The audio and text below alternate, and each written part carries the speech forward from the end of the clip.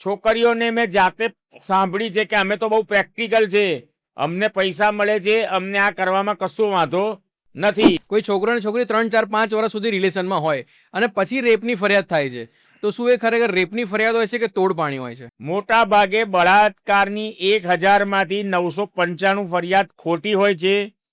ન્યાયતંત્ર પણ જાણે છે, પોલીસ ખાતું પણ જાણે છે, વકીલો પણ જાણે છે, અને હવે તો સમાજને પણ ખબર પડી ગઈ છે. બળાત્કાર એટલે કોઈ સ્ત્રીનું સર્વસ્વ લૂંટાઈ જાય એને બળાત્કાર કહેવાય. જબરજસ્તી થયેલું કૃત્ય, જબરજસ્તી પકડીને ઘરમાં ઘૂસી ગયા ને એવું કૃત્ય.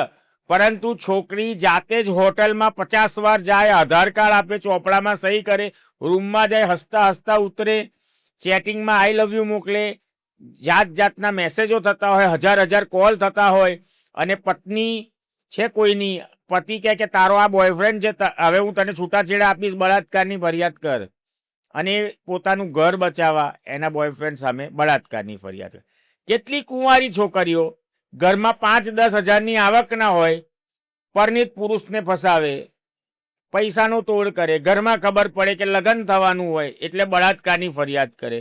અલગ અલગ મહિલાઓ પોતાની જરૂરિયાત સંતોષવા સંબંધ બનાવે છે. છોકરીઓને મેં જાતે સાંભળી છે કે અમે તો બહુ પ્રેક્ટિકલ છે, અમને પૈસા મળે છે, અમને આ કરવામાં કશો વાંધો નથી.